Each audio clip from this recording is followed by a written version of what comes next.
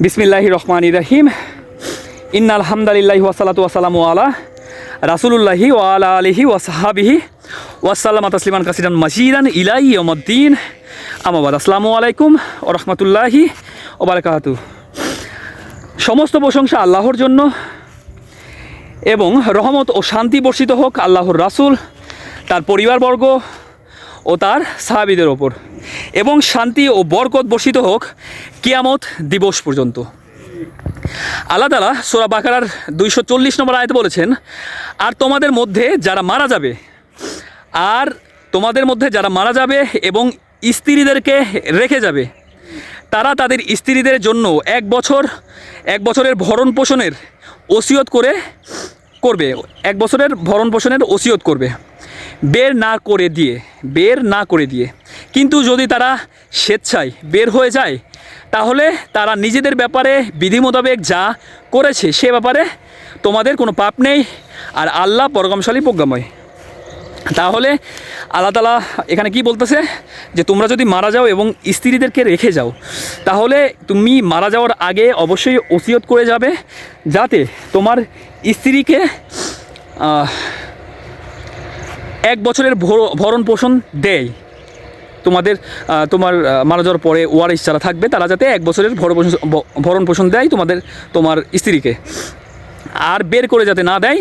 কিন্তু তারা যদি নিজ ইচ্ছায় বের হয়ে যায়, তাহলে এই ব্যাপারে তাদের নিজের ডিসিশন ব্যাপারে তোমাদের কোনো পাপ নেই, সে ব্যাপারে তোমাদের কোনো পাপ নেই, আর আল্লাহ পরাক্রমশালী প্রজ্ঞাময়। সবাইকে বোঝার মতো তৌফিক দান করুক, আর আল্লাহ রাসূলের মাধ্যমে যা পাঠিয়েছেন তা গ্রহণ করা এবং তার উপরে আমল করার তৌফিক দান করুক। আল্লাহ যেগুলা বিধিবিধান পাঠিয়েছেন তার উপরে আমাদেরকে আমল করার তৌফিক দান করুক, আমিন। সবাই 5 ওয়াক্ত নামাজ পড়বেন, নামাজের দাওয়াত রইল। আর সবাই আপনাদের ভাই, আপনাদের ছেলে, আপনাদের বাবা, আপনাদের বন্ধুবান্ধব, পাড়া প্রতিবেশী, আত্মীয় স্বজন, সবাইকে, যারা নামাজ পড়ে না, সবাইকে নামাজের দাওয়াত দিন, সবাইকে নামাজের মধ্যে নিয়ে আসুন। অবশ্যই এর ফল আল্লাহ তাআলা আপনাকে একদিন না একদিন দিবে, আপনি যে ভালো কাজ করেছেন। অবশ্যই আল্লাহ বিচার দিবসের মালিক, আর আমাদের অবশ্যই সতর্ক হওয়া উচিত, যেহেতু আমরা আল্লাহর কাছ থেকে একদিন আসছি পৃথিবীতে এবং আল্লাহর কাছেই ফিরে যেতে হবে। মানে একদিন আল্লাহ আমাদের কর্মকাণ্ডের জন্য আমাদেরকে পাকড়াও করবেন অবশ্যই, এবং আমাদেরকে জিজ্ঞাসাবাদ করবেন আমাদের যে কাজ করেছি, যে কর্ম করেছি তার উপরে।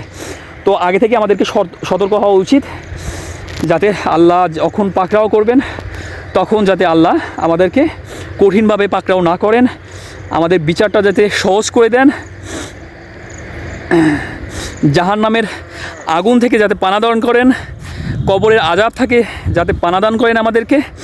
আর আমরা পানা চাই আল্লাহর কাছে, কবরের আযাব থেকে, জাহান্নামের আযাব থেকে, মৃত্যুর যন্ত্রণা থেকে, হাসরের ময়দানের যে কঠিনতা সেটা থেকে, সুদ ঘুষ থেকে, সকল ধরনের হারাম থেকে, জেনা ব্যভিচার থেকে, এবং মানুষের হক নষ্ট করা থেকে, রাগ হিংসা অহংকার থেকে, নামাজ কাজা হওয়া থেকে, শয়তান মানুষ জিন এর কুপ্রবঞ্চনা, বদনজর এবং কালো জাদু থেকে, এই সকল কিছু থেকে আল্লাহর কাছে আমরা সবাই পানা চাই আল্লাহর কাছে।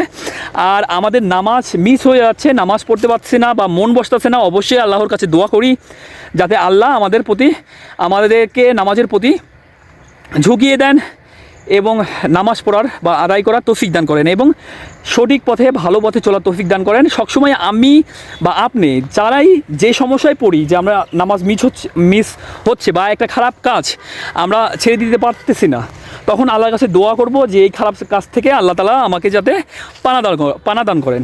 অবশ্যই আল্লাহ তাআলা আমাদেরকে অবশ্যই পানাদান করবেন, আপনি চান। আর রাসূলের মাধ্যমে যা কিছু পাঠিয়েছে তারপরে আমল করা এবং আমল করার তৌফিক দান করুক। সবাই 5 ওয়াক্ত নামাজ পড়েন, নামাজের দাওয়াত রইল।